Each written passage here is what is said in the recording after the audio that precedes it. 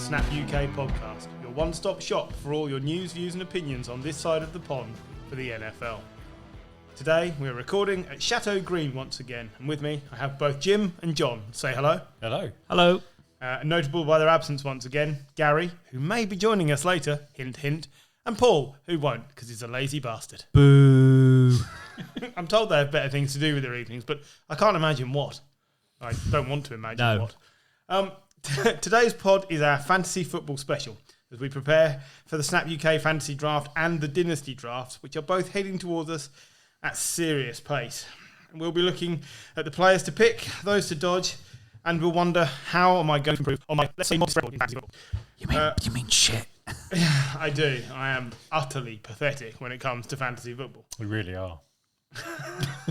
Well, thanks. That's crushed me before we've got going. The thing with that, Jim, is that every week when I don't know what to pick, I text you and ask you, and it all goes horribly wrong. So You shouldn't trust me. you and I finished virtually the same place last year. I had a terrible year last year, but you know, you have a terrible year every year. The first year I was good. The other 4 years I have been woeful. Never mind. John, on the other hand, wins quite a lot. I've won 2 of our 4, 5. 6, I think. Oh, So Steve, who's was with us 1 week a few years ago, before we banned him for being boring. He's won 2. I can't remember. I've won Bawley, one. you've won 1, and Bawley's won 1. balling. Auto pick Andy. But He should have been disqualified. Alan is our reigning draft dynasty draft champion. Okay, right. There you go. And this is why I'm rubbish at it, because I don't really care. Right. Can't even remember the players in our league. No. Before all that, though, the news. Today, let's talk running backs. Let's talk running backs who won't be playing in the 2021 season. And let's talk the Jags. Travis Etienne has ripped the tendons in his foot and is out a minimum of 12 weeks and may just be shut down for the whole season. Now, this is both good and bad for the soon-to-be woeful again Jags. It means that they get 1,000-yard rusher James Robinson to actually start in the position he's supposed to be playing. Yay! It means that they did a draft pick on a player who isn't going to play this season at a time when they really need to give Trevor Lawrence as many weapons as they can. Thoughts? I mean, him and Lawrence are mates, so it means when they're both rehabbing after Lawrence gets crushed week 2 or 3, it means that Lawrence will be, with his mate. It'll be, the season will go quickly. That'll be great.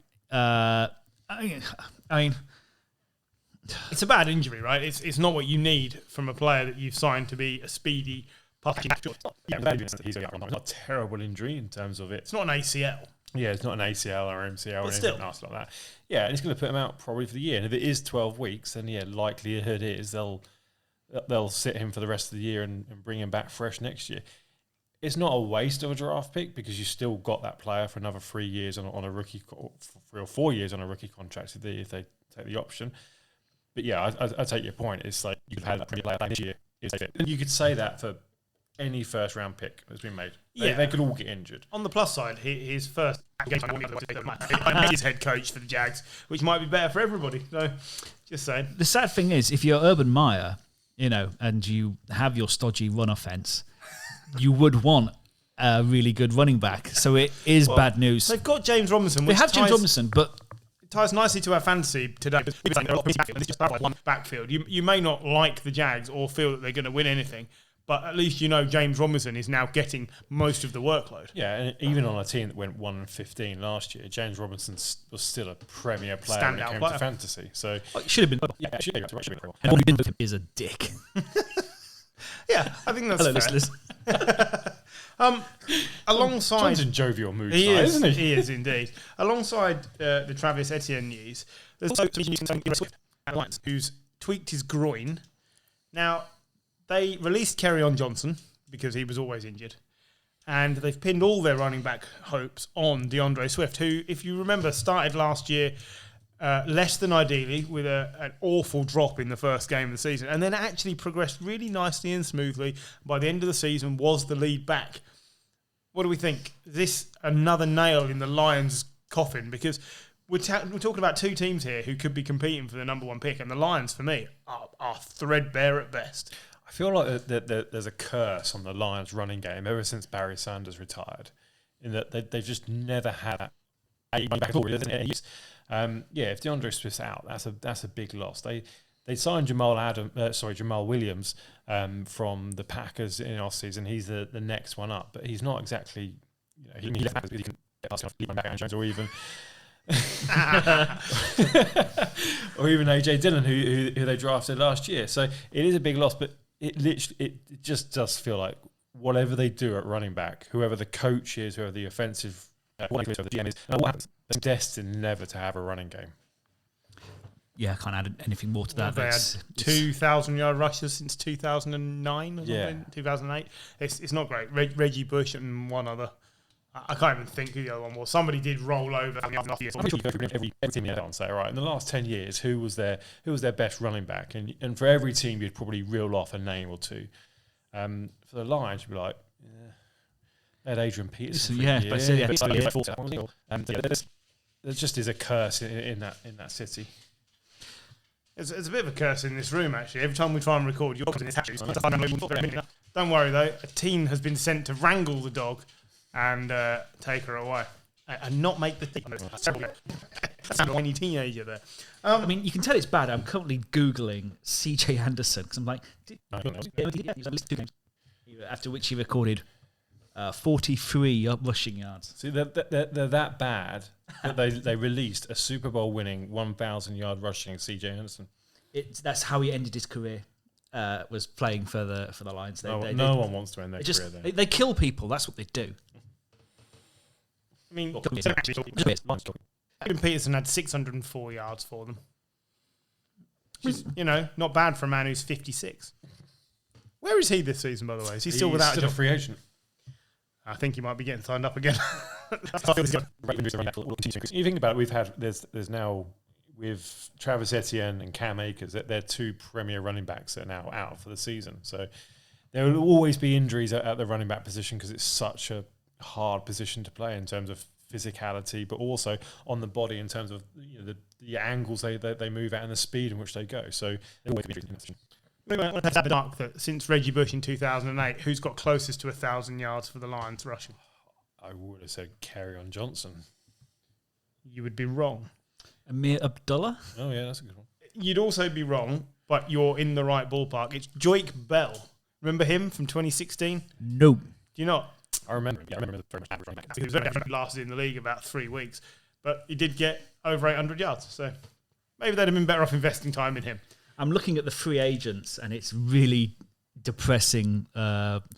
Adrian Peterson, LaShawn McCoy, Chris Thompson, Frank Lewis, Alfred Morris. Todd Gurley's still on there. Todd Gurley, Le'Veon Bell. Yeah. I mean, it's if you're looking to draft a fantasy team in 2016, it's all right. Otherwise, it's pretty depressing reading. It's a shame as well because they've got Anthony Lynn, who is a coach who brings out the best in running backs, and it's I sort of thought maybe this year they've got very little else. Maybe Anthony Lynn can get the running backs moving, and it seems they less might likely. be moving, but they won't be very good. Duke Johnson's still on that list as well. I would have thought he'd be picked up by someone. Yeah, I think I feel to me like Adrian Peterson's going to end up back there. Just being the bell cow and not picking up enough yards to make them a success. That's how it feels. But we shall see. Who has not formed the best in the NFL recently, being signed to squads. Josh Rosen. Remember him? Remember that first-round pick from a few years ago? Yep. He was signed today by the Falcons to back up Matt Ryan after another disappointing player, A.J. McCarron, tore his ACL and was out. For a few minutes there, it looked like Matt Schaub might be back, which would have not been good for anyone, but the Falcons have elected to move on. I think it'd been great because I love seeing Matt Schaub try. Is because let's not say perform. It comes back round to our yearly conversation on why do teams not invest in decent backups, because their season goes down the toilet as soon as their key quarterbacks are injured. Matt Ryan's top 8, 9, the best thing they've got going for them. And if he gets injured behind what is best an okay O-line, they're now relying on a guy who's on his 5th team in 4 years. Yeah. This is not ideal. I don't. Cardinals, Dolphins, Tampa. Tampa. I do look these things up in advance. Is he almost having got as many teams as starts? No, he played he 3/4 of the yeah. season, didn't he, for the Dolphins? Cardinals. The Cardinals, yeah. He played a couple of games for the Dolphins as well, didn't he? So he's probably got 16 or so starts to his name, but he's also got 16 or so interceptions to his name and not very many wins. Paul bought me a Rosen shirt, a Dolphins Rosen shirt, because he's a dick. Rosen's a dick, or Paul's No, a my dick? brother's a dick. Oh, okay. Just to clarify. Just to clarify. I mean, that could be valuable if he comes through and does something with his career. Yeah, You're on to a winner. It's not looking likely, though, is it? I mean, 5 teams now. Yeah. Four. Okay, so 4 teams he had significant time at. He's 3-13 as a starter with 12 touchdowns, 19 interceptions. Yeah. I did know about this news because I was sat with my brother earlier, As he gave you the Rosen shirt. and Paul was laughing, and then he sort of poked him like this message that our football friend had sent him, and man, he was angry. Is this Auto Pick Andy? Auto pick Andy, man, he was angry at Rosen turning up at his team. I mean, it is a good job. Matt Ryan rarely does. He's get pretty injured. hardy. Yeah, he must be up there for one of the longest streaks of starts. I can't remember him being injured, to be honest with you. I can't remember. Yeah, Here's my favorite thing I've just spotted about Josh Rosen. He had 3 starts for the Dolphins in 2019. His average over 3 starts. That's what you need to know about Josh Rosen. It's a bit unlucky. I mean, like he got drafted by the Cardinals, and that was a bad Cardinals team under Steve Wilkes, who got sacked after a year. Then he went to Miami, and that wasn't a good Dolphins team at the time. It was the year that everyone was tanking year. Yeah, exactly. So I mean, he has, and then he's gone to Tampa, where it's Tom Brady, and realistically, you're not beating out Tom Brady by anyone. So You'd hope he's learned from being around players like Brady, Garoppolo, Kyle Shanahan, obviously. But the news on, I mean, the media on him has always been that he's a bit of a dick off the field, and hopefully this experience has humbled him, and he's maybe learnt his place in the league as I'm going to be a backup, and if he does get the opportunity, hopefully he makes the most of it. But yeah, it's difficult to start anyway, so it's a injury process. Let's not hope for that. On the plus side, good players. Robbie Anderson signed a $29.5 million deal, 2-year extension with the Panthers. Panthers. Yeah, sorry, I nearly said Jets. With the Panthers, this is good for Darnold. Yeah, it's great for him. This is good for the Panthers, and this is very good for Robbie Anderson, who's turned into a reliable player in the league after having concrete hands for several years. Who'd have thought it? Literally, I used to get quite a lot of fun out of Robbie Anderson being. Hang on, let me hear the headline. Player leaves Adam Gase, turns good. Where have we seen that before? Everywhere. Oh, yeah, anyone really?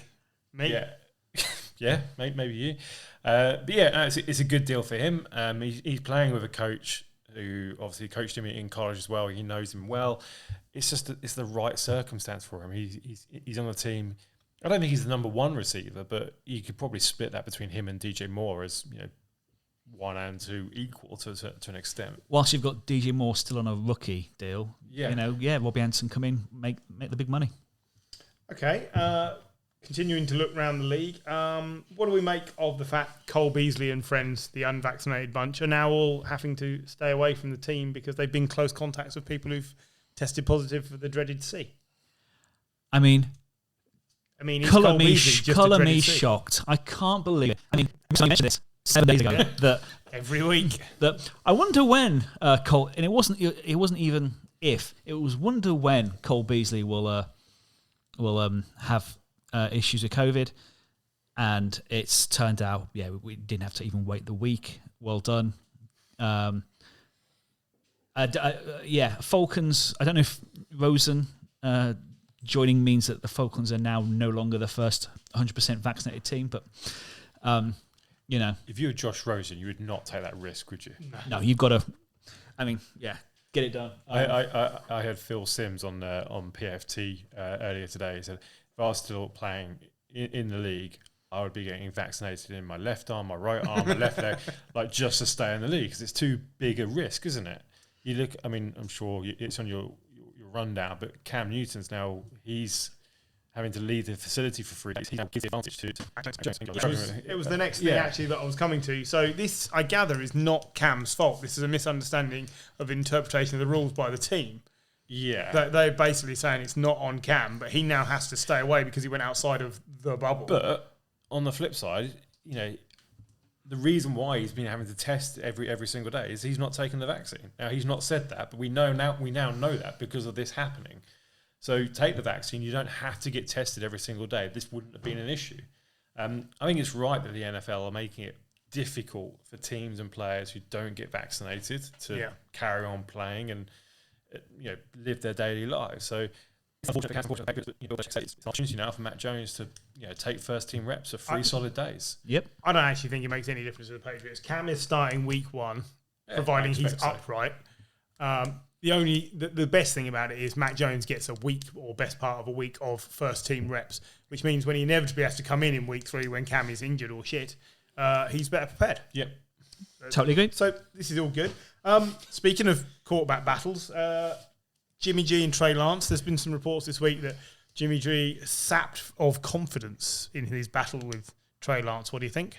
I don't trust anything coming out of the 49ers from a press point of view. Yep. No. Well, thank you for that. Well, they're not my team, but yeah. No, I don't. I mean, you like Shanahan and Cole Lynch, they play their cards so close to their chest. You look at the draft. Every single draft analyst was 100% nailed on. They're taking Matt Jones. They take Trey Lance.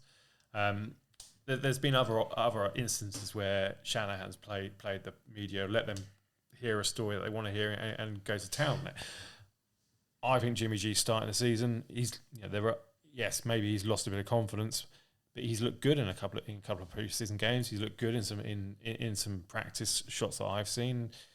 Trey Lance is not ready to be an NFL quarterback. He's got a year's worth of college experience, and now he's kind of going straight into the NFL.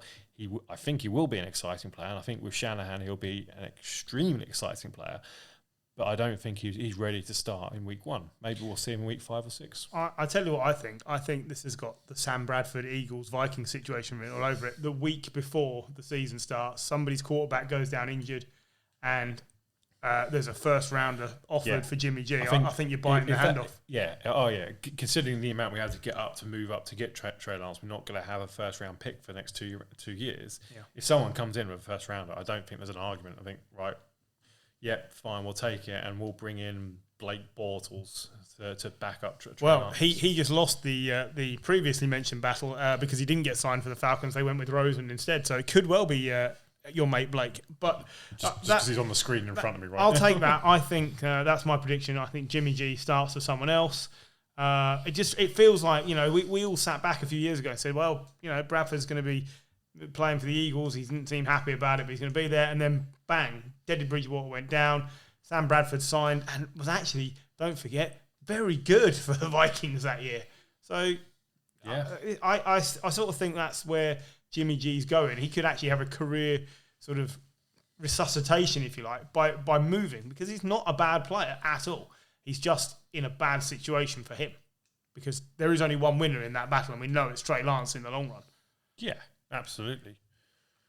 Elsewhere in the quarterback battles, the Bears are still insisting that Andy Dalton starts week 1. Yeah. I mean, Fields looks an exciting little player, but Dalton, you've got to go with the experienced head. To me, looks the least ready of the rookies.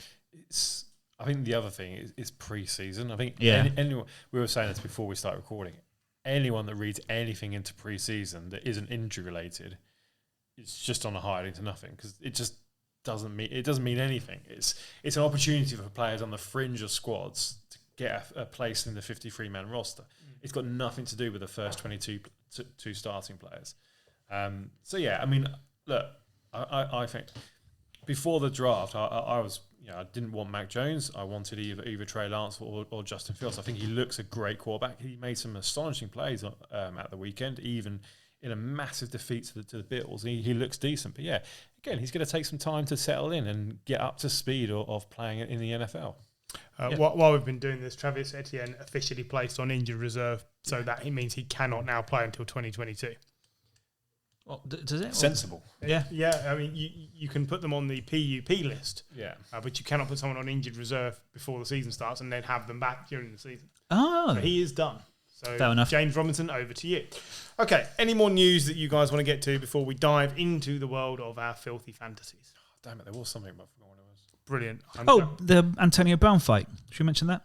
No. Because he's a dick.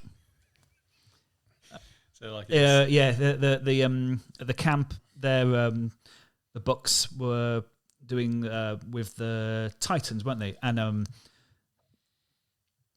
Brown felt, I can't remember who the defender was. Apologies. Felt the defender was holding him, which of course is a 5-yard penalty.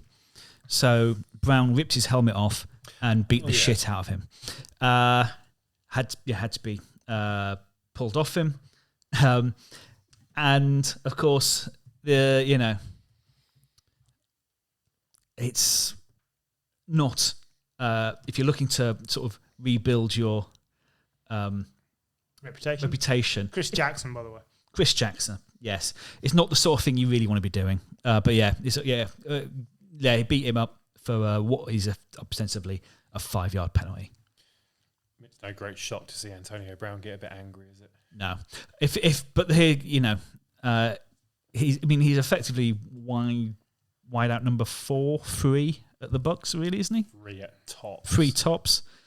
If it was anyone else other than Antonio Brown, they'd be released. But it's Antonio Brown. Tom Brady's mate. He's not going to go Tom Brady's anywhere, mate. Yep. But yeah. Whatever works. But here's the thing. The Bucks look so strong, but only takes something to happen in the team to turn a situation bad, and they have some strong personalities there. So that might be something to take a look at throughout the year. Could be their undoing. Let's hope so. Right, let's move this show forward and start staring down the barrel of fantasy football season.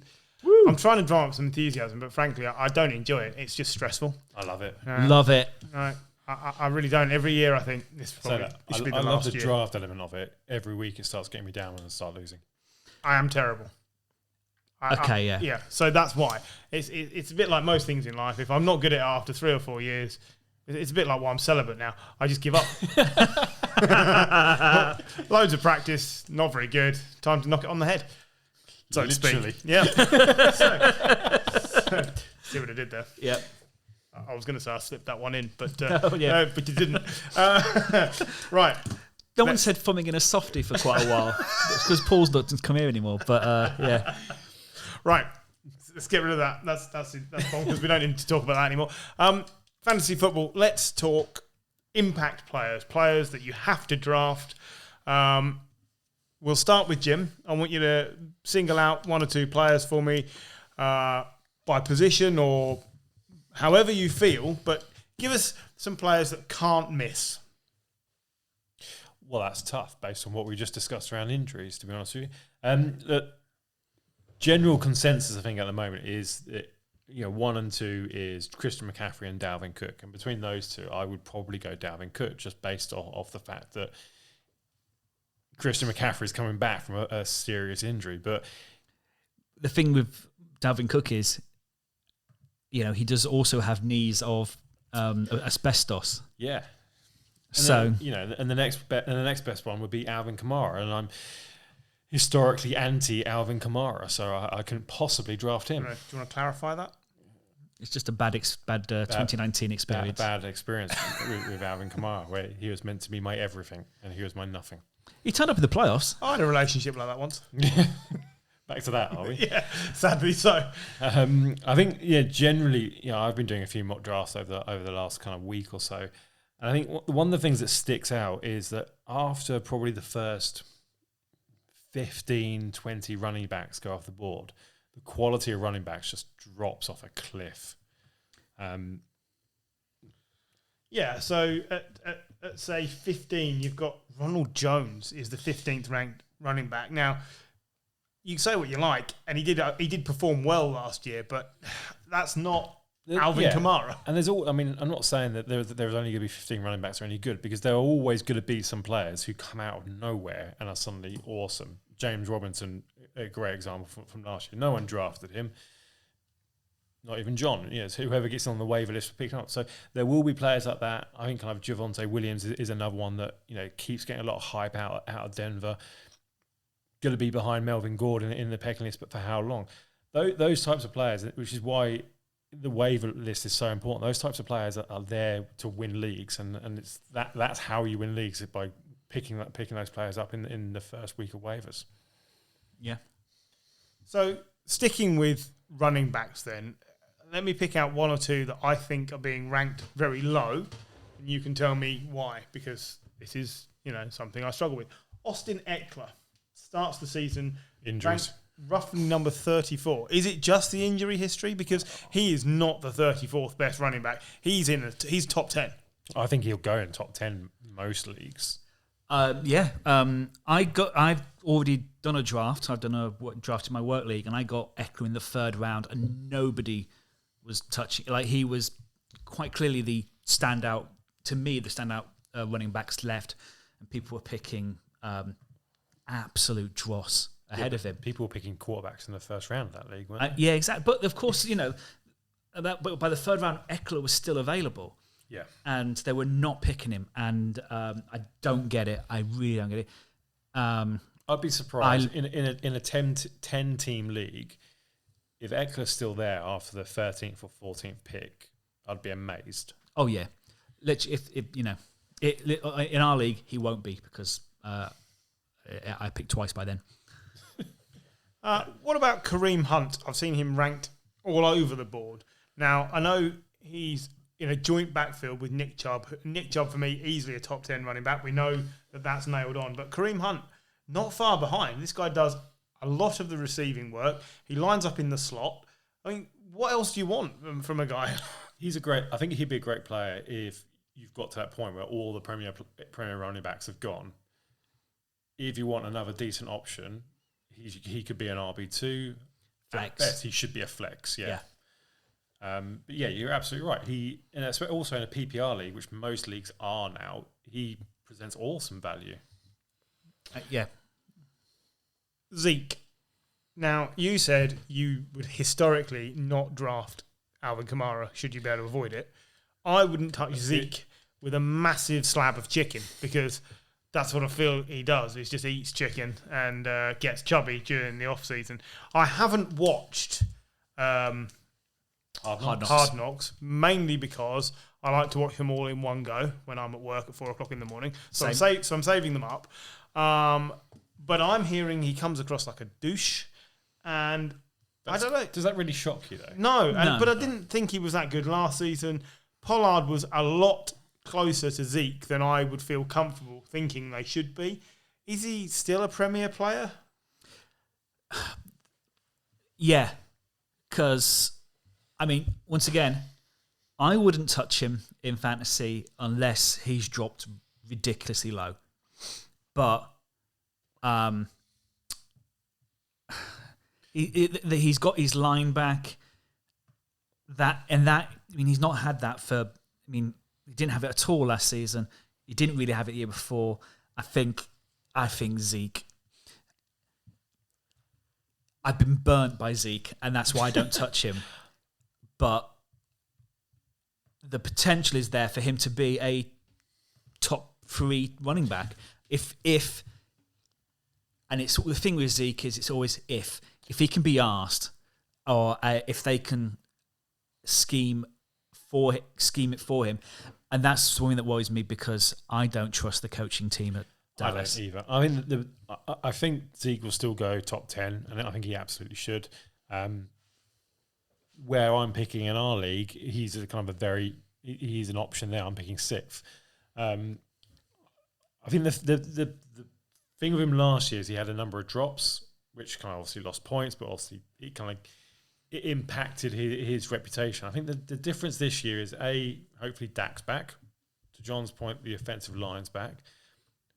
But the real kicker for me is the wide receivers they've got, Because if you're defending the Cowboys, you can't stack the box with defenders trying to stop Zeke because you've got 3 good wide receivers who you have to stop. That creates more room for Zeke. If he is back to his best, and last year wasn't terrible, it just wasn't as good as where he has been in previous years. If he does get back to that, then he's absolutely a top 5 running back in the league. I remain to be proven of this. Look, I get the feeling he's going to go in our league. I think he will go late, and I think whoever gets him will probably pick up a bargain. But that's the thing. But So I should draft him third overall. Is what you say. It's my own experiences. I've been burnt by Zeke. On NFL.com, he's currently his ADP is top of the second. So that gives you an idea where he's going. Okay, let's have a look at ADP then for Mike Davis, who is going to be the lead running back at the Falcons this year. Now, we've just discussed their quarterback situation and the fact that the team basically is rebuilding. But he was a foundational piece last year once Christian McCaffrey was not available for the Panthers. He's now moved to become the undisputed lead back for the Falcons. Does he represent good fantasy value, or is that Falcons team going to be so bad that he's not actually worth a top sort of 3 or 4 pick? There's people above Davis that I'd be more inclined to ignore than him. Dave, who? Trying to work that phrase out. So, Sanders. Yeah, Miles Sanders is one Miles that just popped out Sanders to me. is really high, and I've seen him go really early in mocks. In my work league, he went in the first round. When I say this is a draft where Eckler went in the 3rd, Sanders went in the 1st, and when I saw it happen, I laughed my tits off because I knew I'm winning this league. That must have taken a while. I think that the similarity between Sanders and Davis is that they're both the best running backs on the team, so they're gonna get touches. Yeah, they're gonna be on the field a heck of a lot. So whether they're good or not, debatable. But at least it's not a committee runner. Committee running back. Awful. But you look at the Falcons. Their second running back is Quadri Ollison, and their third running back is Cordell Patterson, who's a wide receiver. No matter how much he wants to be a running back, so I think that's why he's probably up where he is in terms of quality. You're absolutely right. There are running backs around him that I don't think he's as good at. Okay, now who was the 6th best fantasy running back in PPR last season? Don't know. David Montgomery. Yeah. Can he repeat? Because that came out of nowhere for me. He represents amazing value. His ADP at the moment he's 38.08, so you can get him in the 4th round. I think that's awesome value. And he ended the season brilliantly for the Bears. When the Bears started using Montgomery, they started winning it again. So hopefully Nagy's learned a lesson there. And actually, if Fields comes in as quarterback, it puts even more emphasis on Montgomery, both in the passing and the running play. Even at the start, with Dalton learning a new playbook, I think Montgomery can be really important. You'll think of Chicago. They used to be good at smash mouth football. Even just a couple of years ago with Jordan Howard. This year, Tariq Cohen's back. I don't know if that will take away some of his touches. But Tariq Cohen, more of a returner, a gadget, if so. But I think David Montgomery could be an absolute steal for someone. All right, and any running back in particular that makes you say, "Oh dear God, no"? Oh, I was going to say, oh dear God, yes, to someone who seems to be incredibly underrated is Josh Jacobs. Yeah, I'm going to say underrated. He's going in the top 10 most of the drafts I've seen. No, I got him in the 6th round. 6th round is the ADP on NFL.com at the moment. That's insane. That's what I mean. I know he that plays for the Raiders. Absolutely insane.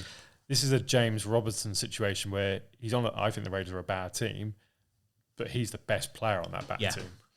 And I know he's had injury issues. He's not really, he's been 2 seasons not had a, he's a running back. But when he plays, he is all they have. Mark my words, he'll be a top 10 fantasy running back this season. Oh, yeah. I think... So why you would take him so low, I just don't understand.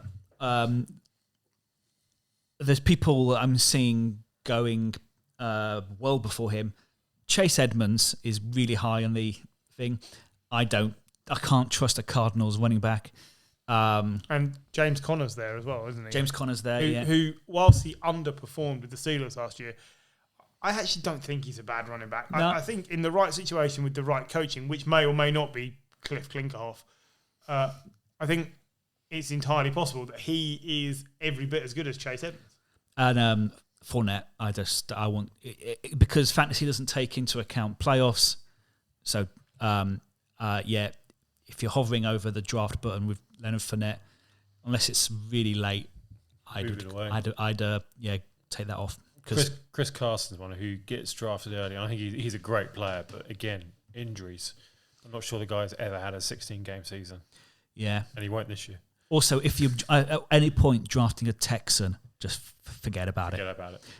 Philip Lindsay, Johnson, whatever. They've got talented running backs, but I just don't trust anything at the Texans. How has Philip Lindsay ended up as the second choice running back on the worst team in football, by the way? Guessing it's down to money. That seems insane. I feel he'll be number 2 behind David Johnson until David Johnson gets injured. So in week 2 then? Yeah. Could well be. Although David Johnson did play all of last season. And was actually pretty good. He is fine. But you do know with the Texans, you can stack the box because, who are they going to throw it to? Brandon Cooks is the only wide receiver they've got of note. And again, I know we might be moving to wide receivers here. Kiki Kuti. Brandon Cooks is the only wide receiver of note. But if you are playing a PPR league, Brandon Cooks is a sneaky, decent pick, I think, just because, like you say, he's going to get all the volume. Yeah. Well, let's abandon my question about running backs to avoid and go straight into wide receivers then. Devontae Adams is the consensus number 1, right? Yep. That Rodgers is going to play for Green Bay, and they didn't strengthen the wide receiver room apart from Randall Cobb. I'm not counting Randall Cobb. No. You don't strengthen a wide receiver room with Randall Cobb in 2021. He's just there to drink whiskey with Aaron Rodgers. Yeah. I'll give you the top 5 from NFL's fantasy app, if you like. So it's Devontae Adams, Tyreek Hill, Stephon Diggs, Calvin Ridley, and DK Metcalf. Let's take those 5 as read, that they will be excellent. It's not top 5 I've got here. Well, no, I've got the top 5. Top 5 I've got here. I've got AJ Brown instead of DK Metcalf. Yeah. And I was about to say, I don't think AJ Brown is a top 5 receiver. Not in a PPR league. Not in a PPR league. Agreed. Does it not concern you that DeAndre Hopkins is not in those 5 names that I listed? Because for me, he's the first wide receiver I look at every year. I think he's the most talented wide receiver in the league, but I don't think for fantasy purposes you're going to get the best result. He scores a lot. He scores a lot of touchdowns, but with Kyler Murray, there is he's going to run. He's also, compared to his, I know he's learning a new playbook compared to last year, compared to when he was at the Texans, but if you're going on talent, but fantasy isn't a game of talent, it's a game of numbers, matchups, and the 5 you mentioned, I would all take at the moment before. I disagree. DeAndre Hopkins. I think DeAndre Hopkins. Who else is Kyler Murray going to pass to in Arizona? Christian Kirkwood. It's just Kirk. Who's Christian Kirkwood? No one. You've made him up. Alistair Kirkwood used to be the MD of NFL UK. Oh, maybe that's where I've got that from. That shows you how important Chris Kirk is. So it's Chris Kirk or AJ Green. It's been a very long day. Realistically, DeAndre Hopkins is the number 1 and probably the number 2 option for Kyler Murray. And Kyler Murray can throw the ball. He's not like a Lamar Jackson who is great at running, but he struggles to throw the ball. And Cliff Kingsbury's scheme is all about throwing the ball. Like, it's not about the running attack. It's about vertical offense. Yeah, vertical offense. So I think DeAndre Hopkins is probably underrated. That'd be my opinion. I think I'm not saying he's bad. I'm just saying I would rank him maybe 6th, 7th. I would, because I look at someone like Justin Jefferson or whatever, and I just think he's But I mean, Justin Jefferson, there's Adam Thielen there. With DK Metcalf, there's Tyler Lockett there.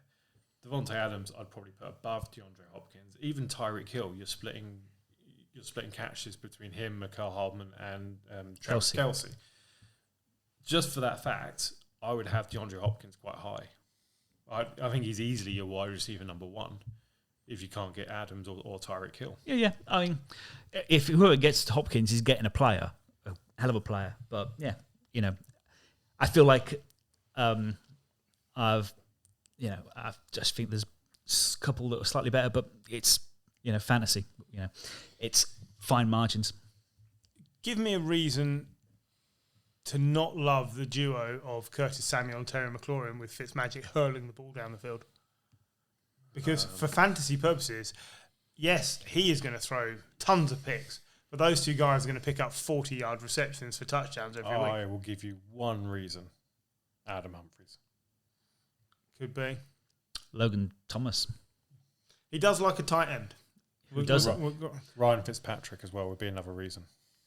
No, I think he's the reason why those two should be valued pieces, because I just think McLaurin is a top 10 receiver anyway.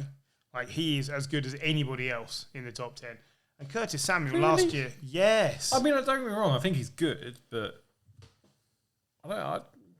Wide receiver 2 maybe. When you're talking fantasy, you can't. The reason you don't pick Terry McLaurin early is because Adam Humphries, Logan Thomas, they have options. What you're looking for in a wide receiver number 1 is someone like Stephon Diggs, Devontae Adams, who quite clearly are so above everyone else in their team. I mean, quite frankly, it looks like Stephon Diggs may be the only wide receiver in the fucking building. Effectively, you're looking for that wide receiver where the QB is looking to him first, and probably for a couple more seconds, and he'll start looking around. I mean, I said last week I'm a big fan of where I think the football team are going, but I think for fantasy purposes, I think McLaurin is the number 1 on that team, and I think Fitz only helps him become a better fantasy option. But you look at it, and there's going to be, Gibson coming into his second year, got better as the season went on. There's enough to take away from McLaurin from elsewhere, from his own team. That's what worries me. I think what interests me about Curtis Samuel is his ability to be a running back as well. That dual threat, which, I mean, he was brought into the Panthers by Ron Rivera principally to be a backup to Christian McCaffrey. Quite similar types of players. Can play as a running back. He is listed as a wide receiver, but he will take kind of jet sweeps and kind of accumulate touches that way. So for a flex player, I think Curtis Samuel is probably a good pickup. I think Terry McLaurin is the number 1 receiver on the team, but I just think there are other options on that team. That football teams strangely look quite strong, actually, when you kind of start looking at it properly. Quarterback's probably their weakest position out of the skill positions. And Ryan Fitzpatrick, it's either boom or bust, isn't he? On his good days, he's putting up 30, 40 points. On his bad days, he's putting up 3. Yeah. Wow. That's why I love him, but this is why I'm terrible at fantasy football. But but sometimes you do have to sort of take away your own sort of love for a player, and it's when you also realise just how much Gary loves the Seahawks, because that's all he. Speaking of Gary, we ought to bring him in at this point, because he is on a Skype call for us with his fantasy knowledge to share. Well, let's bring him in now. So we're joined now via the joys of technology by Mr. Fantasy Genius himself, Mr. I'm sorry I can't be with you, but I know what I'm talking about, so I want to be on the show. Gary, how are we? I'm very well, thank you, Michael. How are you? I am also very well, although seriously in need of some sleep. But nothing new there. Gary, we're talking fantasy football today, as the drafts are impending. So I want to know how I'm going to be better than last year and the year before, where I have finished pretty much last in every league we've done. I'm relying on your fantasy genius knowledge to help me not be crap. With that in mind, I would like your opinion on the rookie class that's coming in and the impact it will have in fantasy this year. What do you think? So I think, firstly, the only way you can get better at fantasy is to stop trying to play it as if you're Bill Belichick and start playing it as if you're playing fantasy football, because it's just so different. It really is. And I think you have to have a strategy, and you have to be really agile with what you do in the draft as well. So, and in terms of rookies, I think there's some really good talent in this year's rookie class. And quite interestingly, a couple of running backs that I think are really good options for people in the draft. So at the moment, I've kind of got Najee Harris at the Steelers, running back. Very much a team that don't really like to use committee. Connors wasn't great last year. Roethlisberger, he's got 1 or 2 seasons left in him. They need a good running back and a good running game. So I think he's going to be half the season left in him, if I'm honest with you. Well, exactly. But if you've got a good running back around him and you don't ask him to pass the ball 40 times, then he might have a season or 2, mightn't he? So, so I think he's going to be a great player and really worth picking up. And when you kind of look at fantasy this year, running feels very weak. The mock drafts I've done, it's really hard if you go after wide receivers in the first 2 and 3 rounds and you've only got one running back. You get to rounds 4 and 5 and there's not a lot there. So to have a couple of rookies up your sleeve to take as an RB3 is not a bad thing. The next one I've got is Kyle Pitts at the Falcons. Some say he's the best player out of the draft. He looks amazing. Julio's gone. That player that Matt Ryan's found in the middle of the field for the last 6 years, 7 years is not there. I think he'll get a lot of receptions. Every league now pretty much is regularly a PPR league. So I think Pitt's probably on pace to get kind of 900 yards, probably 6 touchdowns, something in that measure. And he'll be getting a lot of receptions. So I would say he, again, at a position which you don't see loads of top players in terms of fantasy, I think he'll be a great pickup. And you're not worried about the rookie issues that tight ends always have? Not with this player, no. I think you can argue that at times, can't you? But he just looks so good.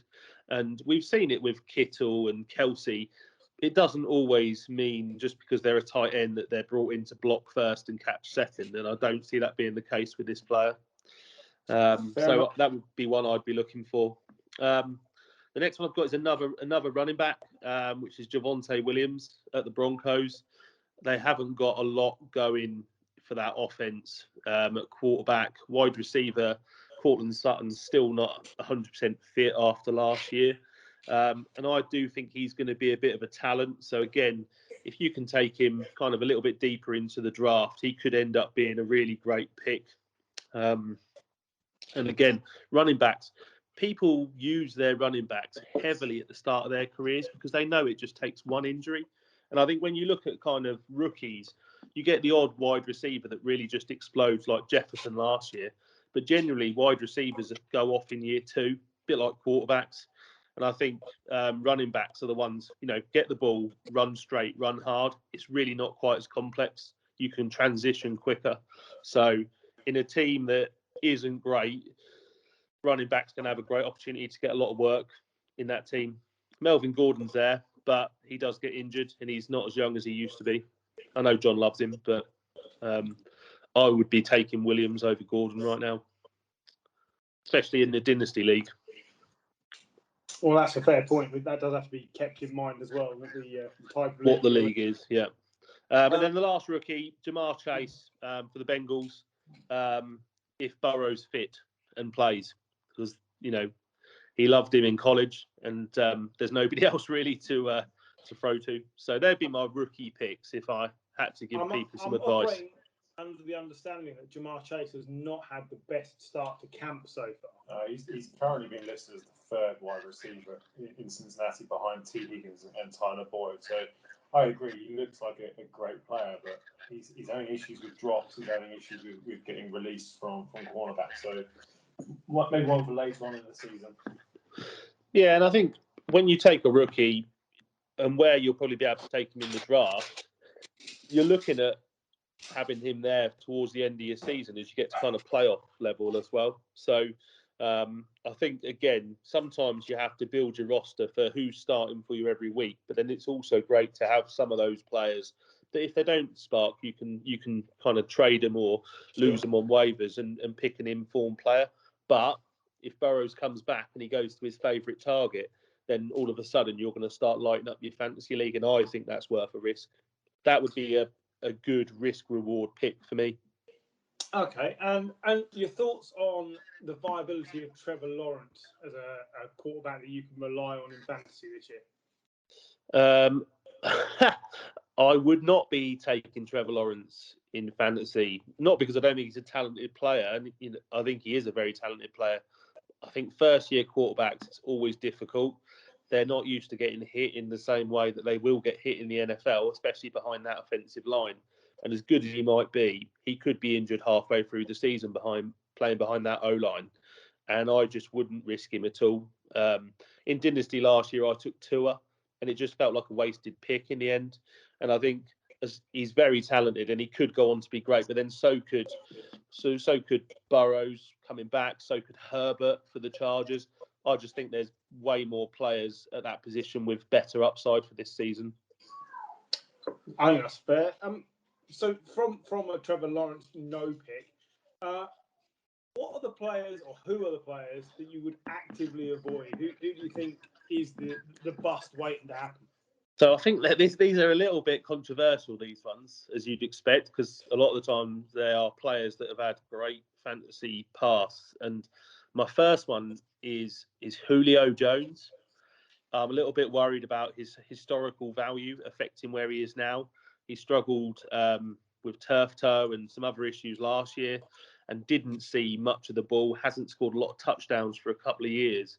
And in an offense that has Derrick Henry and A.J. Brown, picked up on it myself, and A.J. Brown, I just wonder how much of the ball he's going to get or whether they're going to use him as a decoy.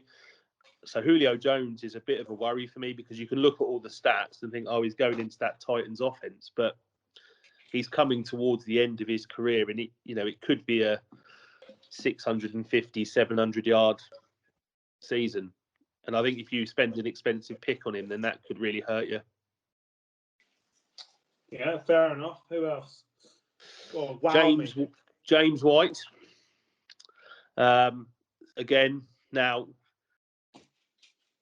last year was his worst year since his rookie year in terms of yardage and fantasy points.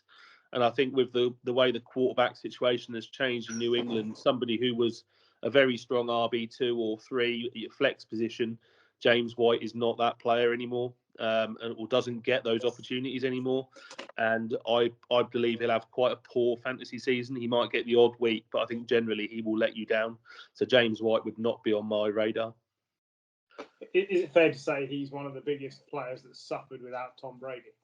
Oh, 100%. 100%. If you put him back with Brady for that little dump off, then I think he is going to score you a lot of points, especially in a PPR league. But I think with the way the QB situation is in New England, probably going to start with Cam, who is, if he's in trouble, he just runs forward and tries to get 3 yards. James White becomes nullified. And I think that fantasy, it becomes very difficult to see him scoring you consistent points.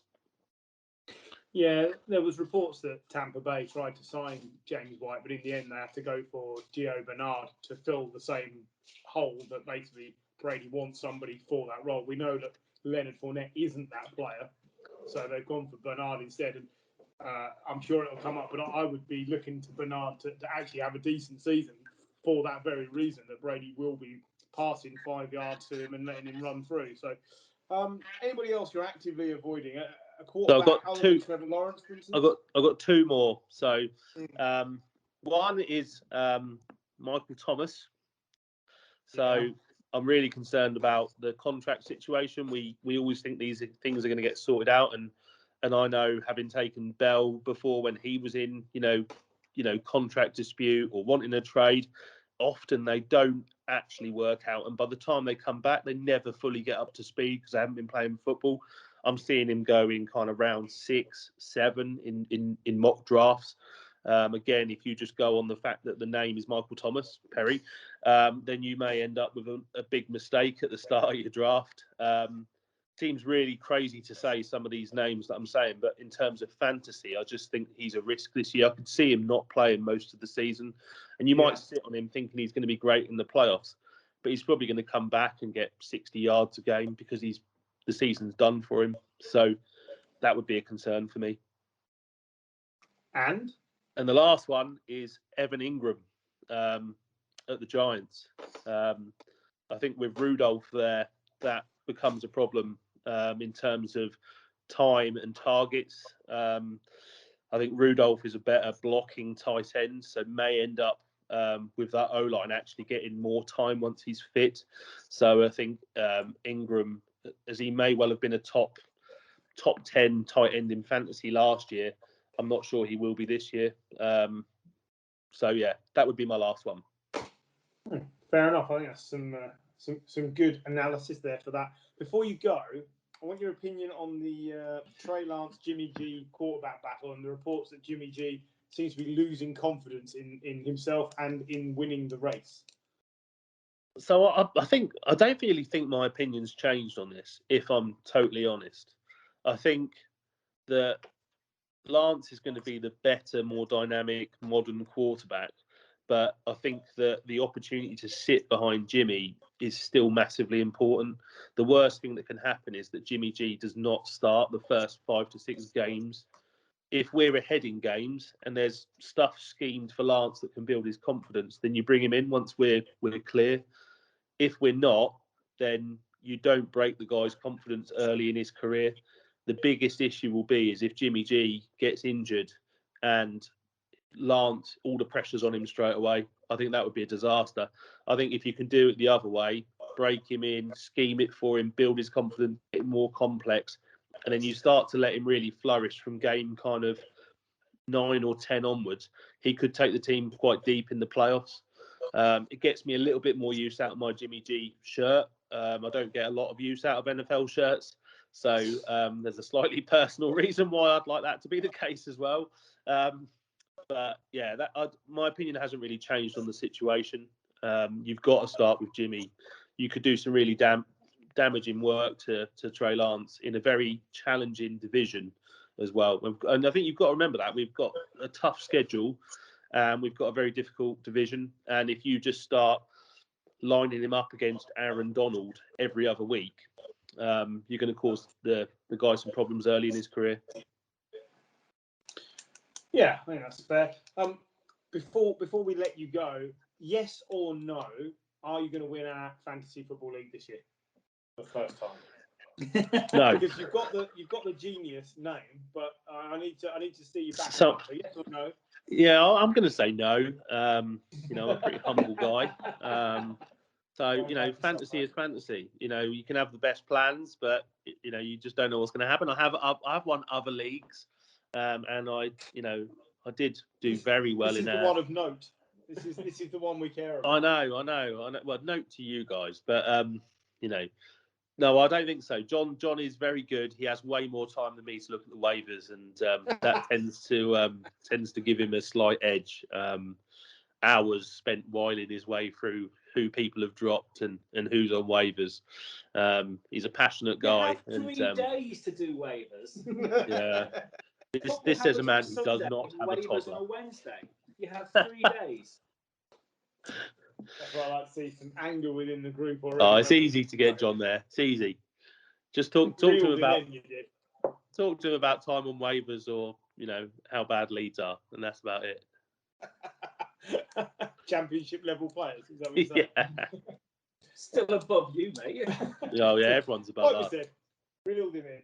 Well, thank you, Gary, for your contribution from a distance, and we look forward to having you with us again soon. Lovely. Cheers. Catch you later, boys. Bye. Bye. taking note of what Gary's just been saying to us there. He's saying Kyle Pitts, one of the best rookies to pick up. Let's quickly look at the tight end position because it's historically a position which is very thin. There's usually only 10 or 12 viable, good weekly options. And once they all start getting injured, which they do, we're all scrabbling around looking for, who's the third tight end on the Panthers roster. Yeah. It was Ian Thomas a few years ago who ended up with like 6 touchdowns in 3 weeks because they didn't have anyone else. So what do we think? Tight end position, you've got the top of the tree, you've got your Kelsey and your Kittle and Darren Waller as well.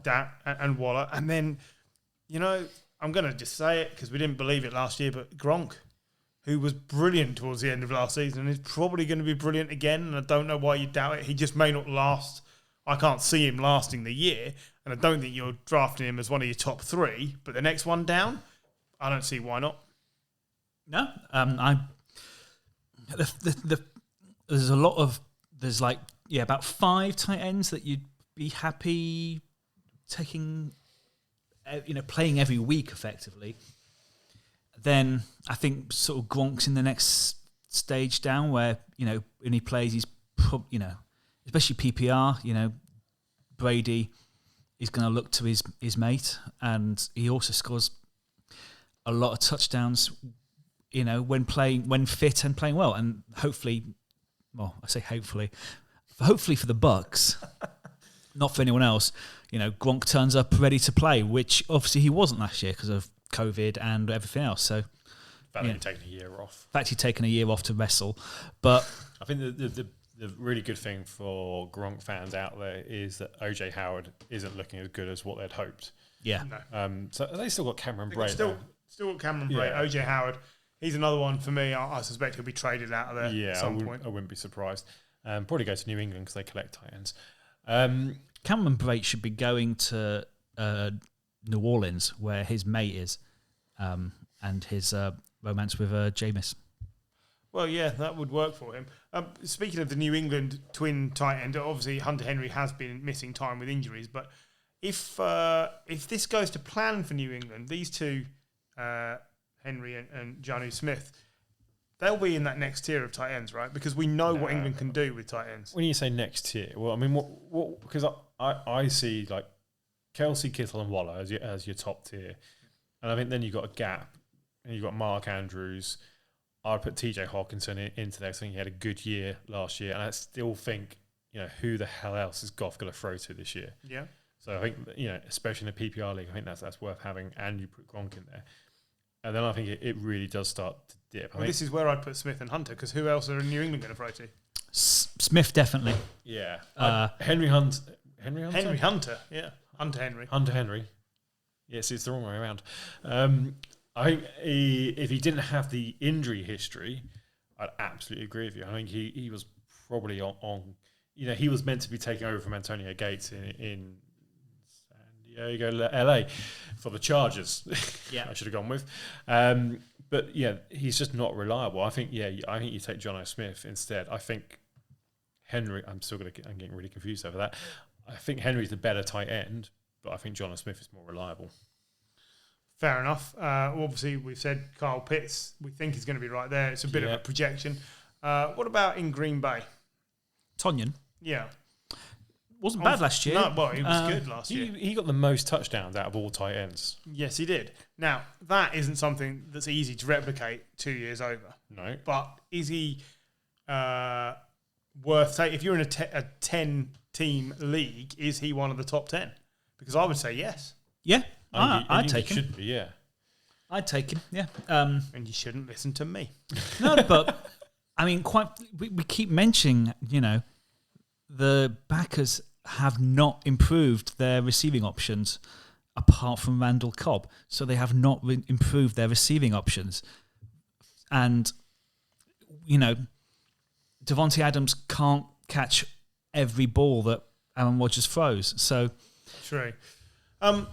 Dallas got it. Zach Ertz, what do we think for the Eagles? Because Zach Ertz for years I don't think Zach Ertz is going to be playing this year. For whatever. I think he'll be playing, but not for them. Yeah. So do you? for that very reason, that means you don't take him high. You take it as a flyer to sit on your bench, and I hope he does go somewhere where he can have an impact. I think Dallas Goedert is a good option. Just, I've made my feelings known about the quarterback play in Philadelphia. I don't rate it, so I don't think he's going to see much of the ball. Okay, I always. But that's it. We have to with receivers, tight ends, still receivers. You have to consider the quarterback behind them, and I wouldn't take a Giant because I don't trust Danny Dimes. I wouldn't take an Eagle because I don't trust Jalen Hurts. One tight end who I do think is being a little bit underrated on NFL.com at the moment, you can get him in the 13th round, is Mike Gesicki. Yeah. And that's exactly where I was just going. Mike Gesicki finished last season so well. Yeah. And like he's got that extra year working with Tua. Saw Tua a couple of highlights before we started the podcast. He looks good. Like some of the throws he made were good. Actually, Gesicki made an incredible catch and then flipped over the player. He's a tall, rangy tight end who's only going to catch touchdowns. Yeah, he had 6 of them last year for 700 yards. I just think he's going to be pushing towards the 1,000-yard barrier, and I wouldn't be surprised if he gets double figures for touchdowns because he's clearly a Tua target. So I'd be tempted to latch on to him as well. Same. Right. Now an area where I historically struggle worse than anything else. Picking a defense for your fantasy team. Because this is something I just don't get. I just tend to pick one and stick with them until they're on a bye and then hope I still get them back again. Because it makes no sense to me week to week. It's the most random of positions. You need to look at, I think, 2 main facets of defense. One, do they concede a lot of points? If yes, don't pick them. If no, okay, that's your potential. And then the second facet is, do they have impact plays? And by that, I mean, do they get sacks? Do they get interceptions? Do they force fumbles? Do they recover fumbles? All those things. So I think that there are defenses there that don't give away many points, but also aren't as good in a turnover facet of things. And then there are defenses out there which I think you'll get both with. I think the Rams defense, again, looks amazing. The Steelers will get sacks this year, and they'll probably get interceptions as well. Colts as well. I think the Buffalo Bills look a little bit underrated at the moment. I think they've improved their pass rush, and they've got 2 of the best safeties. So going to be a homer and say New England are going to be a massive step up from last year. Tampa Bay. 49ers. They've got, I know they've changed the defensive coordinator, but they're getting Bosa back. And that defensive line is very deep as well. Exactly. What they won't get is interceptions. I don't rate any of that. No. But if you'll pick up sacks, and it is a good way to pick up points. I keep being told that Denver have got everything except a quarterback. Is their defense one you can lean on in fantasy weekly, or is it matchup specific? John, do you want to take this? I was going to say, I would Denver. There's about 4 defenses that I think if you can take them, you could probably lean on them to sort of as you say, just pick them and then sort of rely on them most weeks. Apart from in the bye, you can start to think: do I swap them, or do I swap out my spare tight end or something to bring in someone like Denver for the week? I'd start off Denver as a week to week case because I just don't trust the offense enough. I think what worries me is that they're probably going to be on the field quite a lot because of the offense, more because of the quarterback play rather than the offense as a whole. And that'll eventually tire them out. I think the other thing that worries me a little bit about Denver is they've got to go against the Chiefs twice and they've got to go against the Chargers twice. They're going to be, I think, 2 high-scoring teams in the league this year. Yeah. Okay, and finally, from me at least, on defences, give me a reason not to pick the Browns' defence. Because this is going to have a mammoth pass rush. They've only improved in the secondary. So, I don't know, they're ranked like 18th or 19th overall. And I just feel, I mean, in that division as well, fine, yes, there's some offences there, but they coped very well with them last year. I don't see any reason not to pick them. And it's also almost like the opposite of the Broncos in that, okay, they haven't got a great quarterback, but they've got a great running game. That eats time off the clock, which keeps the defense off the field. So I think that's another good reason to I can't see why they're so low in a nice way. I think possibly the ratings are based on the fact that last year they did play the Steelers, who were able to pick them. They also they generally lose to the Ravens, but I think they'll be stellar this year. So yeah, I think I can't say anything more. They are going to be great. All right, and we're going to round off with quarterbacks. There's no reason to massively delve into this beyond the fact that you've got to have one. Where do you take them? Now, John said he's been in mock drafts where they've gone in the first and second rounds. That's ludicrous. You don't need to waste high draft That's picks. silly. Don't do that. I can see why people are doing it, but I would not be tempted myself. It's just because we've gone from where you could have a Peyton Manning, Brady, who'd get you 25 points, and whereas now a Mahomes some weeks will get you 40, 50 points because he's just slinging dick, man. It's amazing, but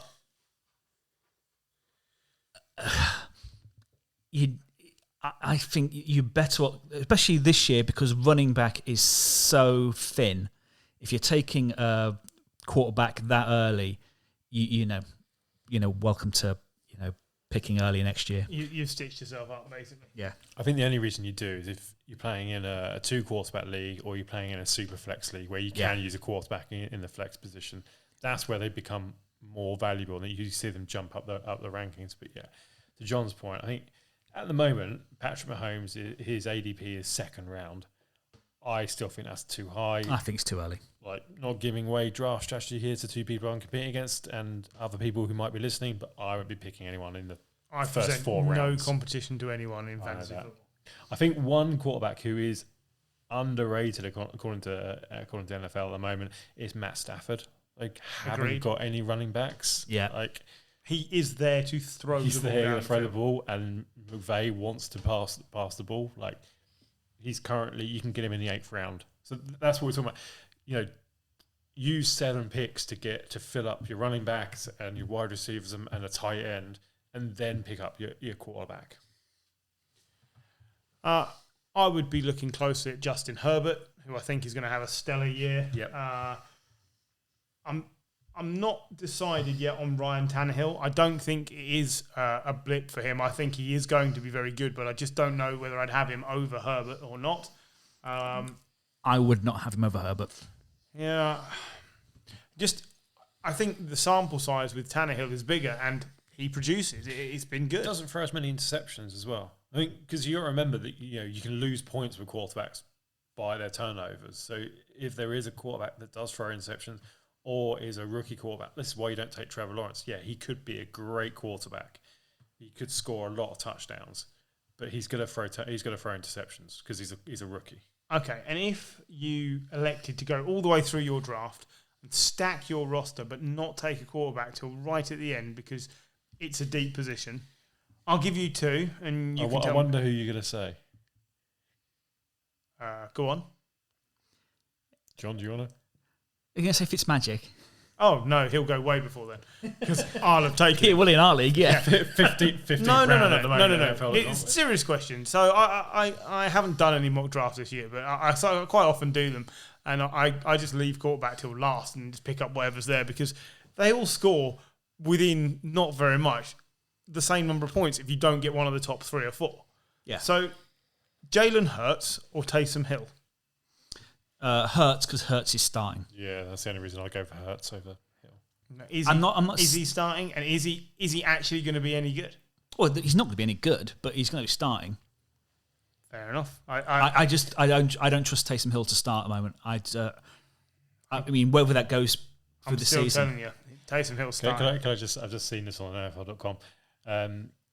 Teddy Bridgewater's average draft position is 150.61. The quarterback above him is Drew Brees. Yeah, I think that's fair. All right, and 2 more then that I'll throw together, and you can tell me which one you'd prefer out of these 2. Baker Mayfield or Carson Wentz? There you go, Mayfield, just because more years in that system. He's fit. We know he is. Got a good running game, so he's probably not going to throw as many interceptions. Doesn't get asked to pass it as much. Good wide receivers, good tight ends, better offensive line. I think if Quentin Nelson's not fit. Sometimes I don't take a spare quarterback. I know a lot of people do. If that was the case, I go Mayfield. If I had a spare, so this is like late, I knew that I get a chance to have a spare running back, someone just take a flyer on a Lawrence or whatever. All right. I would go Wentz because I think Wentz will have to throw it more. If the news comes out that Wentz is starting the season, whilst I wouldn't be comfortable, like John says, having him as my first choice, I would have him as a reserve, because if it comes off and he gets back to Frank Reich coached Carson Wentz, he was the number 4 quarterback in fantasy that season. And he could well be that again, because the team around him is that good. So you could suddenly find in the middle of the season that, he's not injured, and, I don't know, Ryan Fitzmagic or whoever I've picked has gone bust, and there he is. I've always been the biggest Carson Wentz defender on this podcast, and I went with Mayfield expecting that to be the right answer in your two eyes. I think it is the right answer, but I think Wentz. I'm going back to the bloody 2018 again. I think Carson Wentz is half decent. If you're looking to stock a quarterback on your bench, I think he's probably one of the top ones. And you don't need to listen to anything I do in fantasy because I always come last. Exactly, yeah. Okay, gentlemen, I thank you for your participation in the fantasy football extravaganza. And I bid you both farewell and good night. Next week, we will be attempting our picks, I believe. Predictions, yes, sorry. predictions, for the season. So, as well, rookies and all of the awards. Basically, we're going to try and pick them out and make a decision on who we think is winning what. Look out on our Twitter at the Snap UK, because I'll put a Google thing like we did last year, because some people entered it. Nobody got anywhere near, but feel free to take part. Yeah, don't let that put you off. But thank you for listening, and we'll be back again next week. Bye-bye. Bye. Bye.